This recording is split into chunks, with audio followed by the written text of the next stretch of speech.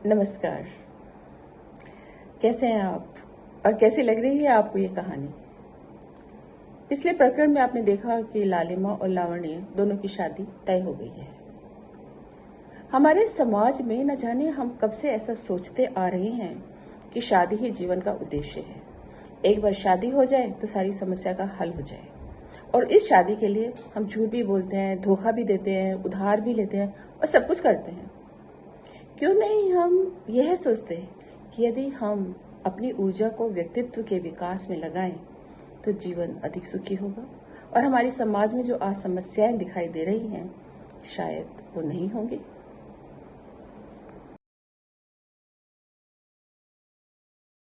जैसे जैसे शादी के दिन नजदीक आ रहे थे, अनिल की मांगे बढ़ रही थी। लालिमा चाइनीज खाना बनाना सीखे।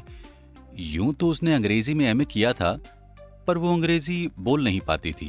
अनिल चाहता था वो अंग्रेजी बोलने के लिए क्लास जाए, या वो कहता गोरा होना अच्छा है पर उससे ज्यादा जरूरी है सोफिस्टिकेटेड होना, इसलिए उसे मेकअप करना सीखना चाहिए।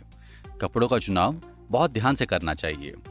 वो चाहता था उसके कुछ ब्लाउज स्लीवलेस हों। उसकी सूची और हिदायतें रोज बढ़ती जा रही थी। बहनों को लालिमा की फिक्र हो रही थी, पर उन्होंने अपने माता पिता को ये नहीं बताया था कि लालिमा उसको पत्र लिखती है और अनिल लावण्या के ऑफिस के पते पर पत्र भेजता है। लावण्या का प्रोफेसर एक अच्छा लड़का था, कम से कम शुरू शुरू में उसे ऐसा ही लगा था, पर आज वो उसे बोरिंग, दब्बू और कल्पना विहीन कहेगी। उसमें आत्मविश्वास की कमी थी। एक ही शहर में रहते हुए वो लावण्या से कहीं भी मिलने से कतरा रहा था। वो अक्सर उसे फोन करता था, पर बहुत कम बात करता था। उसके साथ की लड़कियों का कहना था कि इस तरह के लड़के टिकाऊ होते हैं, शादी निभाने वाले। चमकीले भड़कीले लड़के रिश्ते नहीं निभा सकते। लावण्या एक चोट खाई लड़की थी। किसी भी विषय पर उसका कोई मत नहीं था। शादी एक अगला कदम लग रहा था और उसे लग रहा था कि यदि उसके माता पिता को ये सही लग रहा है तो उसके लिए भी ये सही होना चाहिए। लालिमा हनीमून के लिए काठमांडू गई और लावण्या दिल्ली में किसी की शादी पर। लावण्या के पति गुलशन उर्फ गुल्लू ने कहा, उनकी और हमारी आय में बहुत अंतर है, इसलिए तुझे तुलना नहीं करनी चाहिए। फिर लालिमा बेदाग है, जबकि तुम मेडिकल कॉलेज छोड़कर आई हुई हो, जो कोई तभी छोड़ता है जब उसमें कोई खास ऐब हो। लावण्या का खून गुस्से से ऐसे उबलने लगा जैसे सागर में तूफान आया हो। पिछले 2 सालों में उसने अपने पर पर्याप्त नियंत्रण करना सीख लिया था, इसलिए उसने उसको थप्पड़ नहीं मारा, ना ही उठाकर जमीन पर पटका, बल्कि शांत स्वर में पूछा, फिर तुमने मुझसे शादी क्यों करी? किसी से तो करनी थी ना, फिर तेरे से क्यों नहीं? लावण्या शांत रही। हर पल उसके भीतर नफरत का ज्वालामुखी फटता रहता। वो बाहर जितना दब्बू था, बिस्तर में उतना ही क्रूर। जैसा कि आपको पता है, उसका संयुक्त परिवार था। सबकी तरह लावण्या की तनख्वाह के पैसे भी गुलशन के पिता के पास जाते थे, जो घर के खर्चों की देखभाल करते थे। दोपहर का खाना लावण्या घर से ले जाती थी। साइकिल रिक्शा पर खर्च ना हो, इसलिए रोज आधा घंटा पैदल चलकर स्टेशन जाती थी और वैसे ही चलकर आती थी। रविवार को वो सफाइयां करती थी, खाना बनाती थी और थोड़ी देर शाम को अपनी माँ के पास जाकर सबसे मिलकर आती थी। ससुराल में उसके मेडिकल कॉलेज छोड़ने का कारण कभी किसी ने नहीं पूछा, परंतु फिर भी ये प्रश्न जैसे हर समय उसके आसपास बना रहता था। उसने गुलशन के कॉलेज के पुस्तकालय से पुस्तकें उधार लेनी आरंभ कर दी। उसे जहां जब समय मिलता वो पढ़ती। उसकी जानने की जिज्ञासा मीलों लंबे रेगिस्तान जैसी थी। उसके अंदर बहुत तपन थी। 1 जून का दिन था। उसके पर्स में पिछले महीने की तनख्वाह के कड़क नोट थे। वो नई दिल्ली रेलवे स्टेशन पर खड़ी थी। दूर से सोनीपत आने वाली गाड़ी आ रही थी, पर किसी अज्ञात खोज ने उसे उसमें बैठने नहीं दिया। अभी तो वह दूसरे प्लेटफॉर्म पर जाकर जो गाड़ी तैयार खड़ी थी उसमें बैठ गई। उसे नहीं पता था कि वो गाड़ी कहाँ जा रही है। उसने टिकट भी नहीं खरीदी थी। एक बार चढ़ने के बाद उसका शरीर भय से कांप उठा। उसके हाथों में पसीना था। उसके दिल की धड़कन तेजी से चल रही थी। गिरने के भय से उसने डंडे को कसकर पकड़ लिया। अब वो अपनी हद पार कर चुकी थी। घर वापस जाना संभव नहीं था। इस देरी की उसके पास कोई व्याख्या नहीं थी। उसके पांव अब गहरी दलदल में थे। पता चला गाड़ी बंबई जा रही थी। अगले स्टेशन पर उसने टिकट खरीदी। अब वो बंबई में लालिमा के पास जा रही थी। उसकी इस यात्रा को मंजिल मिल गई थी। वो पूरी रात गाड़ी में आराम से सोई। सुबह स्टेशन पहुंचकर उसने टैक्सी ली और अपनी बहन के पास पहुंच गई।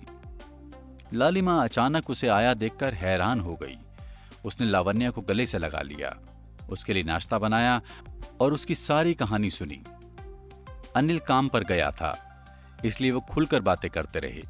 लावण्या देख रही थी कि लालिमा को उसकी चिंता हो रही है, पर लावण्या मुक्ति की सांस ले रही थी। वो निश्चिंत थी। लावण्या को उसका छोटा सा घर अच्छा लगा। उसका नया आत्मविश्वास, उभरता गर्भ, स्वप्निल आंखें। उसे सोचकर अच्छा लगा कि वो शादी से पहले भेजे गए अनिल के उन हिदायती खतों को भूल गई है। शाम को अनिल लावण्या को आया देख स्तब्ध रह गया। वो हंस दिया। उसे विश्वास ही नहीं हुआ जब लावण्या ने उसे बताया कि वो घर से भाग कर आई है। वो भीतर कपड़े बदलने चला गया। जब वापस आया तो तब तक लालिमा से पूरी बात सुन चुका था। वो बहुत परेशान लगा और इस बार लावण्या की तरफ मुड़कर देखा तक नहीं। लालिमा का एक बेडरूम का अपार्टमेंट था। लावण्या बाहर सोफे पर सोई। अनिल के आने के बाद से लालिमा चुप थी और लावण्या की छाती का बोझ फिर से बढ़ रहा था। अगली सुबह लावण्या उन दोनों से पहले जागी और अपना पूरा ध्यान अनिल की एक फाइनेंस पर पड़ी किताब में लगा दिया। लालिमा ने सबके लिए नाश्ता बनाया और अनिल ने लावण्या का बहिष्कार जारी रखा। उसका ये बहिष्कार लावण्या को उद्विग्न कर रहा था और वो अपने विकल्पों पर विचार कर रही थी। रात को इससे पहले कि वो सोने जाते, लावण्या ने लालिमा से पूछा, तुम्हें मेरी वजह से परेशानी तो नहीं हो रही? कैसी बातें करती है?